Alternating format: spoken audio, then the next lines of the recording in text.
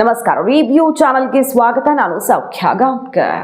ಡಿ.ಕೆ. ಶಿವಕುಮಾರ್ ಅವರ ಸರ್ಕಾರದ ಮೊದಲ ವಿಕೆಟ್ ಬಹಳ ಅಚ್ಚರಿಯ ಬೆಳವಣಿಗೆ, ಬಹಳ ಶಾಕಿಂಗ್ ಡೆವಲಪ್ಮೆಂಟು. ಪ್ರಮಾಣ ವಚನ ತಗೊಂಡು ಒಂದಿನ ಆಗಿದೆ. ರಾಜೀನಾಮೆಯ ಮಾತಾಡಿದ ಮಂತ್ರಿ ಎಲ್ಲಿಗೆ ಹೋಯ್ತು ಹಾಗಾದ್ರೆ ಪರಿಸ್ಥಿತಿ? ಡಿ.ಕೆ. ಶಿವಕುಮಾರ್ ಅವ್ರಿಗೆ ಎಂತಹ ಸವಾಲು ಎದುರಾಗಿದೆ ಈಗ? ಡಿ.ಕೆ. ಶಿವಕುಮಾರ್ ಅವ್ರಿಗೆ ಸೀನಿಯರ್ ಮೋಸ್ಟ್ ಲೀಡರ್ ಬಹಳ ದೊಡ್ಡ ಆಘಾತ ಕೊಟ್ಟಿದ್ದಾರೆ. ಡಿ.ಕೆ. ಶಿವಕುಮಾರ್ ಅವರು ಕೊಟ್ಟು ಮಾತು ತಪ್ಪಿದ್ರ ಹಾಗಾದ್ರೆ? ಡಿ.ಕೆ. ಶಿವಕುಮಾರ್ ಅವ್ರಿಗೆ ಮಾತು ಅವ್ರಿಗೆ ಕೊಟ್ಟಿದ್ದನ್ನು ಉಳಿಸ್ಕೊಳ್ಳಿ ಅಂತ CM ಕುರ್ಚಿ ವಿಚಾರದಲ್ಲಿ ಬೇರೆಯವ್ರಿಗೆ ಅಂದರೆ ಹೈಕಮಾಂಡ್ ನಾಯಕರಿಗೆ, ಸಿದ್ದರಾಮಯ್ಯನವ್ರಿಗೆ ಪಟ್ಟು ಹಿಡಿದವ್ರಿಗೆ ಹಾಗಾದರೆ ಈ ಮಾತು ನೆನಪಿಲ್ವಾ? ಈ ಮಾತು ಕೊಟ್ಟಿದ್ದು ನೆನಪಿಲ್ವಾ? ಈಗ ಸೀನಿಯರ್ ಮೋಸ್ಟ್ ಲೀಡರ್ ಒಬ್ಬರು, ಮಂತ್ರಿ ಒಬ್ಬರು ಸಿಡಿದೆದ್ದಿದ್ದಾರೆ. ಏನದು ಸಮಾಚಾರ? ಡೀಟೇಲ್ಸ್ನ ಇಡ್ತಾ ಹೋಗ್ತೀವಿ. ಎಸ್ ವೀಕ್ಷಕರೇ, ಈಗ ಸೀನಿಯರ್ ಇವರು ಎಷ್ಟು ಸೀನಿಯರ್ ಅಂದರೆ ಹಿಂದಿನ ಸಲನೂ ಅವ್ರಿಗೆ ಅನ್ಯಾಯ ಆಗಿತ್ತು. ಅವರೇ ಹೇಳ್ಕೊಂಡ ಪ್ರಕಾರ ತನ್ನ ಅನುಭವಕ್ಕೆ, ಹಿರಿತನಕ್ಕೆ ತಕ್ಕಂತೆ ಖಾತೆ ಕೊಟ್ಟಿಲ್ಲ. ಪ್ರತಿ ಸಲ ನನ್ನನ್ನು ಯಾಕೆ ಈ ರೀತಿ ಖಾತೆಗೆ ತಂದು ಕೂರಿಸ್ತೀರಾ ಅಂತ ಬಹಳ ಬೇಸರ ಮಾಡ್ಕೊಂಡಿದ್ರು. ಅದಾದ್ಮೇಲೆ ಡಿ.ಕೆ. ಶಿವಕುಮಾರ್ ಅವರೇ ಹೋಗಿ ಸಮಾಧಾನ ಮಾಡಿದ್ರು. ಅವತ್ತು DCM ಆಗಿದ್ದಾಗ ಮನವೊಲಿಸಿದ್ರು. ಅವತ್ತು ಇದೇ ಪರಿಸ್ಥಿತಿ ಇತ್ತು. ಸಂಹವ್ ಮನವೊಲಿಸಿದ್ರು. ಇನ್ನೂ ಸಮಯ ಇದೆಯಲ್ವಾ, ನಿಮ್ಮನ್ನು ನಾನು ಮಾಡ್ತೀನಿ, ನೀವು ಬಯಸ್ತಿರೋ ಖಾತೆ ಮಂತ್ರಿ ಆಗ ನಾನು ಮಾಡ್ತೀನಿ ಅಂತ ಭರವಸೆ ಅಂದರೆ ಬರೀ ಬಾಯಿ ಮಾತಂತಲ್ಲ, ಪ್ರಾಮಿಸ್ ಮಾಡಿದ್ರಂತೆ, ಮಾತು ಕೊಟ್ಟಿದ್ರಂತೆ. ಇವತ್ತು ನನ್ನ ಕೈಲಿದೆ ನಗರಾಭಿವೃದ್ಧಿ ಇಲಾಖೆ, ನಾಳೆ ನೀವೇ ಆ ಖಾತೆಯ ಸಚಿವರಾಗ್ತೀರಿ, ನನ್ನನ್ನು ಮಾತು ನಂಬಿ ಅಂತ ಹೇಗೆ ಹೈಕಮಾಂಡ್ ಇವ್ರಿಗೆ ಮಾತು ಕೊಟ್ಟಿತ್ತು, ಅದೇ ರೀತಿಯಲ್ಲಿ ರಾಮಲಿಂಗಾರೆಡ್ಡಿ ಅವ್ರಿಗೂ ಮಾತು ಕೊಡಲಾಗಿತ್ತಂತೆ ನಗರಾಭಿವೃದ್ಧಿ ಖಾತೆಯ ಬಗ್ಗೆ. ಈಗ ರಾಮಲಿಂಗಾರೆಡ್ಡಿ ಅವರು ಡಿ.ಕೆ. ಶಿವಕುಮಾರ್ ವಿರುದ್ಧ ಅನ್ನೋದಕ್ಕಿಂತ ಈಗಿನ ಪರಿಸ್ಥಿತಿಯ ವಿರುದ್ಧ, ಕಾಂಗ್ರೆಸ್ ಪಕ್ಷದ ವಿರುದ್ಧ ಸಿಡ್ದೆದ್ದಿದ್ದಾರೆ. ಪ್ರತಿ ಬಾರಿ ನನ್ನನ್ನು ಕಡೆಗಣಿಸ್ತೀರಾ ಹಾಗಾದ್ರೆ?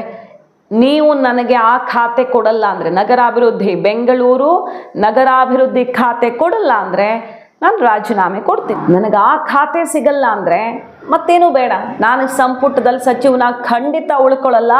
ಇದು ಹೆದರಿಕೆ ಬೆದರಿಕೆ ಅಂಥದ್ದೇನೂ ಇಲ್ಲ, ನನ್ನ ನಿರ್ಧಾರ ಅಂತ ಹೇಳಿಬಿಟ್ಟಿದ್ದಾರಂತೆ ರಾಮಲಿಂಗಾರೆಡ್ಡಿ ಅವರು. ಕೊಡೋದಾದರೆ ಬೆಂಗಳೂರು ನಗರಾಭಿವೃದ್ಧಿ ಕೊಡಿ, ಇಲ್ಲವಾದಲ್ಲಿ ನಾನು ಸಂಪುಟದಲ್ಲಿ ಇರಲ್ಲ, ರಾಜೀನಾಮೆ ಕೊಡ್ತೀನಿ. ಸೊ ಡಿ.ಕೆ. ಸರ್ಕಾರದ ಮೊದಲ ವಿಕೆಟ್ ಆಗ್ತಾರ ರಾಮಲಿಂಗಾರೆಡ್ಡಿ ಅವರು? ಬಹಳ ದೊಡ್ಡ ಮುಜುಗರ ಆಗುತ್ತೆ. ಬರ್ತಿದ್ದಂಗೆ ಡಿ.ಕೆ. ಶಿವಕುಮಾರ್ ಅವ್ರಿಗಿದು ಬಿಗ್ ಸೆಟ್ ಬ್ಯಾಕ್ ಆಗುತ್ತೆ. ಒಂದು, KJ ಜಾರ್ಜ್ ಪರಮೇಶ್ವರ್ ಅವರು ಪೈಪೋಟಿಯಲ್ಲಿದ್ದಾರೆ. KJ ಜಾರ್ಜ್ ಎಲ್ಲ ಅವರು ಇನ್ಫ್ಯಾಕ್ಟ್ ಡಿ.ಕೆ. ಕೆಳಗಡೆ ಕೆಲಸ ಮಾಡೋಕ್ಕೆ ರೆಡಿ ಇರಲಿಲ್ಲ. ಆದರೆ ಅವರಂಥ ಅನುಭವಿಗಳು, ಹೈಕಮಾಂಡ್ ಜೊತೆ ಅವರು ನೇರ ಕನೆಕ್ಷನ್ ಇರೋರು, ಇರಬೇಕು ಅಂತ ಉಳಿಸ್ಕೊಂಡಿರೋದು. KJ ಜಾರ್ಜ್ ಅವರು ರಾಜ್ಯಸಭೆಗೆ ಹೋಗೋಕೆ ಬಯಸಿದ್ರು. ಸಿದ್ದರಾಮಯ್ಯನವರು ಕೂಡ ಅವ್ರ ಪರವಾಗಿ ಹೈಕಮಾಂಡ್ ಮಟ್ಟದಲ್ಲಿ ಬ್ಯಾಟ್ ಬೀಸಿದ್ರು. ಆದರೆ ಸಂಪುಟದಲ್ಲಿದ್ದಾರೆ. ಈಗ ಡಿ.ಕೆ. ಶಿವಕುಮಾರ್ ಅವರು ಅವರನ್ನು ತುಂಬಾನೇ ಗೌರವಯುತವಾಗಿ ನಡೆಸ್ಕೊಳ್ಬೇಕಾಗತ್ತೆ. ಕೃಷ್ಣ ಬೈರೇಗೌಡರಿಗೆ ಕಂದಾಯ ಇಲಾಖೆನೇ ಬೇಕು ಅನ್ನೋ ಹಠ. ಯಾಕಂದರೆ ನಾನು ಒಳ್ಳೊಳ್ಳೆ ಕೆಲಸಗಳನ್ನು ಮಾಡಿದ್ದೀನಿ, ಅದನ್ನು ಮುಂದುವರಿಸಬೇಕು ಅಂತ. ಬಟ್ ಅವ್ರಿಗೆ ಬೆಂಗಳೂರು ಅಭಿವೃದ್ಧಿ ಕೊಡೋದಾದರೆ ಹೆಂಗೆ ಅನ್ನೋ ಯೋಚನೆ ನಡೀತಿದೆ. ಕಂದಾಯ ಇಲಾಖೆನೇ ಬೇಕು ಅಂತ ಅವರು ಸಿಟ್ಟು ಮಾಡ್ಕೊಂಡಿದ್ದಾರೆ.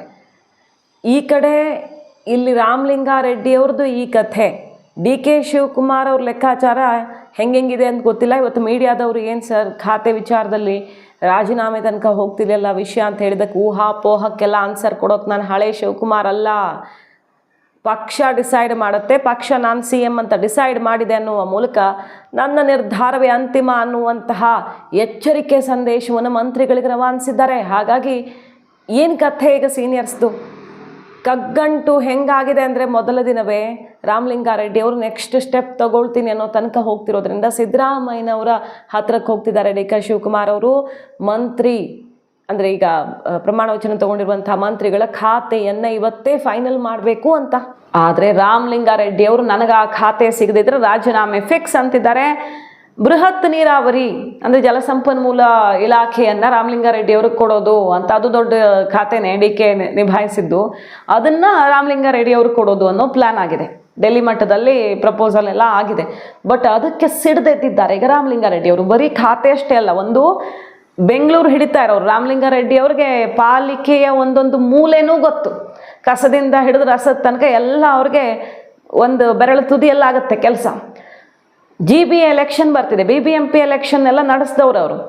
GB ಎಲೆಕ್ಷನ್ ಬರ್ತಿದೆ. GB ಎಲೆಕ್ಷನ್ ಅಂದರೆ ಅದು ಬೆಂಗಳೂರು ಇನ್ಚಾರ್ಜ್ ಮಿನಿಸ್ಟರ್ಗೇನೆ ಇರುತ್ತೆ ಕಂಪ್ಲೀಟ್ ಹೊಣೆ. ಹಾಗಾಗಿ ಈ ಹೊತ್ತಲ್ಲಿ ಅದೆಲ್ಲ ನನ್ನ ಕೈಯಲ್ಲೇ ಇರಬೇಕು ಅನ್ನೋದು ರಾಮಲಿಂಗಾರೆಡ್ಡಿ ಅವರ ಹಠ. ಬೇಡವಾ ನಿಮಗೆ? ಹಿಂದೆನೂ ನನಗೆ ಅವಮಾನ ಆಯಿತು, ಸಾರಿಗೆ ಇಲಾಖೆ ನಾನು ಬಯಸಿರಲಿಲ್ಲ, ಕೊಟ್ಟರು, ನನ್ನ ಹಿರಿತನಕ್ಕೆ ಅವಮಾನ ಆಯಿತು, ಈಗ ಹಿಂಗೆ ಮಾಡ್ತಿದ್ದೀರಾ, ನನ್ನ ದಾರಿ ನಾನು ನೋಡ್ಕೊಳ್ತೀನಿ ಅನ್ನುವ ಎಚ್ಚರಿಕೆಯನ್ನು ರಾಮಲಿಂಗಾರೆಡ್ಡಿ ಅವರು ಕೊಟ್ಟೇ ಬಿಟ್ಟಿದ್ದಾರಂತೆ. ಇವರು 3 ಜನರ ನಡುವೆ ಪೈಪೋಟಿ ಅಂತ ಅನಿಸ್ತಿದ್ರೆ ಇನ್ಫ್ಯಾಕ್ಟ್ ಡಿ ಕೆ ಶಿವಕುಮಾರ್ ಅವರೇ ಬೆಂಗಳೂರು ನಗರ ಅಭಿವೃದ್ಧಿ ಉಳಿಸ್ಕೊಳ್ಳೋದಕ್ಕೆ ಮನಸ್ಸು ಮಾಡ್ತಿದ್ದಾರೆ ಅನ್ನೋದು ಇನ್ನೊಂದು ಸುದ್ದಿ. ಅವರದ್ದು ಬ್ರ್ಯಾಂಡ್ ಬೆಂಗಳೂರು ಅಭಿವೃದ್ಧಿ ಖಾತೆ ಹೇಳಿ ಕೇಳಿ ಡಿ ಕೆ ಶಿವಕುಮಾರ್ ಅವ್ರು ಬಿಡ್ತಾರೆ ಅಂತ ಅನಿಸುತ್ತಾ? ಜಿ ಬಿ ಎಲೆಕ್ಷನ್ ಟೈಮಲ್ಲಿ, ಜಿ ಬಿ ಎಲೆಕ್ಷನ್ ಅಂದರೆ ಹಬ್ಬ ರಾಜಕಾರಣಿಗಳಿಗೆ, ಬಿಡ್ತಾರ ಅದನ್ನು ಅನ್ನೋದು ಎಲ್ಲಿ ವಿಚಾರ? ಸಿ ಎಂ ಕುರ್ಚಿ ಸಿಕ್ಕಿದೆ ಸಾಹೇಬ್ರೆ ನಿಮಗೆ, ಆದರೆ ನಿಮ್ಗೆ ಇದೂ ಬೇಕು ಅದು ಬೇಕು ಅಂದರೆ ಹೆಂಗೆ ಅಂತ ಆಕ್ರೋಶ ಸಿಡ್ದಿರೋದು. ಬೇರೆಯವ್ರಿಗೆಲ್ಲ 1 ಮ್ಯಾನ್ 1 ಪೋಸ್ಟು, ಹಾಗಾದರೆ ಡಿ ಕೆ ಶಿವಕುಮಾರ್ ಅವ್ರಿಗೊಂದು ನ್ಯಾಯ ನಮಗೊಂದು ನ್ಯಾಯ ಅನ್ನೋ ರೀತಿಯಲ್ಲಿ ಆಕ್ರೋಶ ಹೇಳ್ಬಹುದು. ದೊಡ್ಡ ಖಾತೆ ಉಳಿಸ್ಕೊಂಡ್ರೆ, ಬೇರೆ ಖಾತೆ ಉಳಿಸ್ಕೊಂಡ್ರೆ ಅಪಸ್ವರ ಹೇಳಲ್ಲ. ಬಟ್ ಬೆಂಗಳೂರು ನಗರ ಅಭಿವೃದ್ಧಿ ಡಿ ಕೆ ಉಳಿಸ್ಕೊಂಡ್ರು ಅಷ್ಟೇ, ಜಾರ್ಜ್ ಅವ್ರಿಗೆ ಕೊಟ್ಟರು ಅಷ್ಟೇ, ಇನ್ಯಾರಿಗೆ ಕೊಟ್ಟರು ಅಷ್ಟೇ, ಡೋಂಟ್ ಕೇರ್, ನನ್ನ ದಾರಿ ನನಗೆ ಅಂತ ಹೊರ ನಡೆಯೋದು ಗ್ಯಾರಂಟಿ ರಾಮಲಿಂಗಾರೆಡ್ಡಿ ಅವರು ಅನ್ನೋ ಮೆಸೇಜನ್ನು ಕೊಟ್ಟಿದ್ದಾರೆ. ಈಗ ಏನಾಗತ್ತೆ ನೋಡಬೇಕು. ಹೈಕಮಾಂಡೇ ಈಗ ಮಧ್ಯಪ್ರವೇಶ ಮಾಡಿ ತೀರ್ಮಾನ ಮಾಡಬೇಕಾಗತ್ತೆ. ರಾಮಲಿಂಗಾರೆಡ್ಡಿ ಅವರು ಕೊಟ್ಟರೆ ಡಿ ಕೆ ಶಿವಕುಮಾರ್ ಅವ್ರಿಗೆ ಒಂಥರ ಕಸಿವಿಸಿ, ಬೆಂಗಳೂರು ಬ್ರ್ಯಾಂಡ್ ಬೆಂಗಳೂರು ತನ್ನ ಕೈ ತಪ್ಪು ಹೋಯ್ತಲ್ಲ ಅಂತ.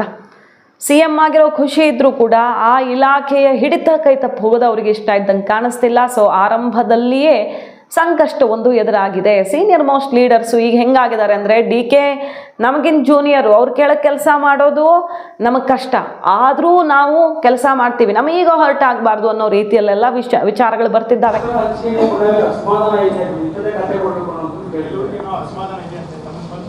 ನನ್ನ ಹತ್ರ ಯಾರು ಬರಲಿಲ್ಲ, ಯಾರು ಭೇಟಿ ಮಾಡಿಲ್ಲ.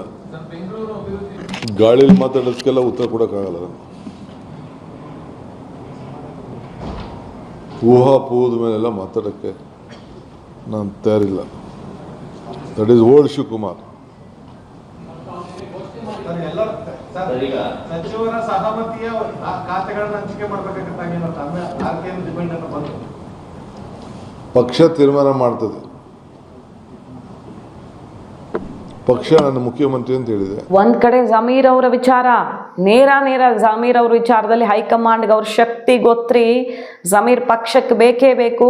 ಅವ್ರ ವಿರುದ್ಧ ಸಂಪುಟ ರಚನೆಯ ಟೈಮಲ್ಲೇ ಷಡ್ಯಂತ್ರ ಆಗಿರೋದೇ ಸತ್ಯ ಅಂತ ಓಪನ್ ಆಗಿ ಸತೀಶ್ ಜಾರಕಿಹೊಳಿ ಅವರು ಸಿಡಿದೆದ್ದಿದ್ದಾರೆ. ಅನ್ಯಾಯ ಆಗಿದೆ. ಅವ್ರ ಕಮ್ಯುನಿಟಿ, ಅವರ ಬಲ ಪಕ್ಷಕ್ಕೆ ಬೇಕು, ಅವ್ರ ಬಲ ಏನು ಅಂತ ಹೈಕಮಾಂಡ್ಗೆ ಗೊತ್ತಿದೆ ಅಂತ ಅಲ್ಲಿ ತನಕ ಹೋಗಿದೆ. ಈಗ ಫಸ್ಟ್ ಡೇ ಇದು ಡಿ ಕೆ ಶಿವಕುಮಾರ್ ಅವ್ರು ಸಿ ಎಂ ಆಗಿ ಫಸ್ಟ್ ಡೇ. ಈಗಲೇ ಏನೇನು ಬೆಳವಣಿಗೆ ಆಗ್ತಾ ಇದೆ ಅನ್ನೋದನ್ನು ಗಮನಿಸ್ತಾ ಇದ್ದೀವಿ. ಸತೀಶ್ ಜಾರಕಿಹೊಳಿ ಅವರು ಲೋಕೋಪಯೋಗಿ ಇಲಾಖೆಯೇ ಬೇಕು ಅಂತಿದ್ದಾರೆ ಮತ್ತು ತನಗೆ ಯಾವ ರೀತಿ ಕೈ ತಪ್ಪು ಹೋಯ್ತು ಅಧ್ಯಕ್ಷ ಕುರ್ಚಿ, ಬೆಳಗಾವಿ ಹಿಡಿತ ತಪ್ಪು ಹೋಗುತ್ತೆ ಅಂತ ಸಚಿವ ಸ್ಥಾನ ತಗೊಂಡ್ರು ಸತೀಶ್ ಜಾರಕಿಹೊಳಿ ಅಂತ ಸುದ್ದಿ ಹಾಕ್ತಿದ್ದಾರೆ. ಆದರೆ ಹೆಂಗ್ರಿ ತಪ್ಪು ಹೋಗುತ್ತೆ ಅಂತ ಕೇಳ್ತಿದ್ದಾರೆ. ಅವ್ರು KPCC ಅಧ್ಯಕ್ಷ ಆದರೆ ಕಂಟ್ರೋಲ್ ಇನ್ನೂ ಹಿಡಿತ ಜಾಸ್ತಿ ಆಗುತ್ತೆ. ಮುಖ್ಯಮಂತ್ರಿಗಿಂತನೂ ಸ್ಟ್ರಾಂಗ್ ಅವರು. ಪಕ್ಷದ ಅಧ್ಯಕ್ಷ ಅಂದರೆ ಎಲ್ಲ ಮಂತ್ರಿಗಳ ಮೇಲೆ, ಮುಖ್ಯಮಂತ್ರಿಗಳ ಮೇಲೆ ಇರ್ತಾರ್ರಿ. ಹೈಕಮಾಂಡ್ ಈ ಥರ ತೀರ್ಮಾನ ಮಾಡಿದೆ, ಎರಡೂ ಕೇಳಿದ್ವಿ, ಆಮೇಲೆ ಯಾವುದಾದ್ರೂ ಕೊಡಿ ನಿಮ್ಮಿಷ್ಟ ಅಂತ ಬಂದೆ, ಹಿಂಗೆ ಮಾಡಿದ್ದಾರೆ, ನನಗೆ ಮಂತ್ರಿ ಸಿಕ್ತು, ಅವ್ರಿಗೆ ಅಧ್ಯಕ್ಷ ಕುರ್ಚಿ ಸಿಕ್ತು ಅಂತ ಬಹಳ ಬೇಸರದಿಂದ ನುಡಿತಿದ್ದಾರೆ. ಅಷ್ಟೇ ಅಲ್ಲ, ಸಿ ಎಂ ಆಗೋದಕ್ಕೇನು ಅಧ್ಯಕ್ಷನೇ ಆಗಿರಬೇಕು ಅಂತಿಲ್ಲ. 28 ಚಾನ್ಸ್ ತಪ್ಪಿಸೋಕ ಸರ್ ಇದಾಗಿದ್ದು ಅಂದರೆ KPCC ಅಧ್ಯಕ್ಷ ಕುರ್ಚಿ ನಿಮಗೆ ತಪ್ಪಿಸಿದ್ರಾ ಅಂತ ಕೇಳಿದ್ರೆ ಅವ್ರ ಆನ್ಸರು ಸಿ ಎಂ ಆಗೋದಕ್ಕೆ ಅಧ್ಯಕ್ಷರಾಗಿರಬೇಕು ಅಂತ ಇಲ್ವೇ ಇಲ್ಲ. ಸಿದ್ದರಾಮಯ್ಯನವ್ರೇನು ಅಧ್ಯಕ್ಷರಾಗಿದ್ರಾ ಅಂತ ಹೇಳುವ ಮೂಲಕ ಬಲ ಇದ್ದವರು ಸಿ ಎಂ ಆಗ್ತಾರೆ. ಅಧ್ಯಕ್ಷರ ಕುರ್ಚಿ ತಪ್ಪು ಹೋದ್ರೂ ಪ್ರಾಬ್ಲಮ್ ಇಲ್ಲ, ನನ್ನ ಕಾರ್ಯಾಚರಣೆ ಈಗ ಶುರು ಆಗುತ್ತೆ ಅನ್ನೋ ಟ್ರೈಲರನ್ನು ಬಿಟ್ಟಿದ್ದಾರೆ. ಇಲ್ಲಿ ರಾಮಲಿಂಗಾರೆಡ್ಡಿ ಅವರು ಇಂಥದ್ದೊಂದು ಹೆಜ್ಜೆ ಇಟ್ಟಿರೋದು ನೋಡಿದ್ರೆ ಸೀನಿಯರ್ಸ್ ವರ್ತನೆ ಮುಂದಿನ ದಿನಗಳಲ್ಲಿ ಹೇಗಿರಬಹುದು ಅನ್ನೋದ್ರ ಟ್ರೇಲರ್ ಔಟ್ ಆದಂಗೆ ಕಾಣಿಸ್ತಾ ಇದೆ. ಒಂದು ಕಡೆ ಡಿ ಕೆ ಶಿವಕುಮಾರ್ ಅವರು ಸಿ ಎಂ ಆಗ್ತಾ ಇದ್ದ ಹಾಗೆ ಅಧಿಕಾರಿಗಳ ಜೊತೆ ಮೀಟಿಂಗು, ಭರ್ಜರಿ ಘೋಷಣೆಗಳನ್ನು ಮೊಳಗಿಸಿ ಕಾರ್ಯಕ್ರಮ ಶುರು ಮಾಡಿದ್ದಾರೆ. ಸಚಿವರುಗಳಿಗೆಲ್ಲ ಎಚ್ಚರಿಕೆ ಕೊಟ್ಟಿದ್ದಾರೆ. ಎಲ್ಲ ಬಗೆಯಲ್ಲೂ ಅವರು ಬಹಳ ಚುರುಕಾಗಿ ಕಾಲಿಗೆ ಚಕ್ರ ಕಟ್ಟಿಕೊಂಡು ಈಗ ಊರೂರು ಮನೆಗೂ ಭೇಟಿ ಕೊಡ್ತೀನಿ ಅನ್ನೋ ಮಟ್ಟಿಗೆ ಹುರುಪಲ್ಲಿದ್ದಾರೆ. ಆದರೆ ಸಂಪುಟ ಸಹೋದ್ಯೋಗಿಗಳು ಮಾತ್ರ ಬೇರೆ ದಾರಿಯಲ್ಲೇ ಹೆಜ್ಜೆ ಇಡ್ತಿದ್ದಾರಾ? ಇದು ಈಗ ಗಮನ ಸೆಳೆತಿರೋದು. ಸಿದ್ದರಾಮಯ್ಯನವರಂತೂ ಒಂದು ಚೂರು ತೊಂದರೆ ಕೊಡ್ತಿಲ್ಲ, ನನಗೂ ಇದಕ್ಕೂ ಸಂಬಂಧವೇ ಇಲ್ಲ, ನಾನು ಕೇಳಿದ್ದಾರೆ ಬಿಟ್ಟುಕೊಟ್ಟೆ ಅಷ್ಟೇ, ನನ್ನ ಕೆಲಸ ಮುಗೀತು ಅಂತಿದ್ದಾರೆ. ಯಾರು ಏನು ಸಿಡ್ದಿದ್ರು ನನ್ನ ಕೈಲಿ ಇಲ್ಲಪ್ಪ ಅಂತ ಸಿಂಗಲ್ ಲೈನಲ್ಲಿ ಹೇಳಿಬಿಡ್ತಾರೆ. ಈಗ ಸಿದ್ದರಾಮಯ್ಯನವ್ರಿಗೂ ಇದಕ್ಕೂ ಸಂಬಂಧವೇ ಇಲ್ಲ.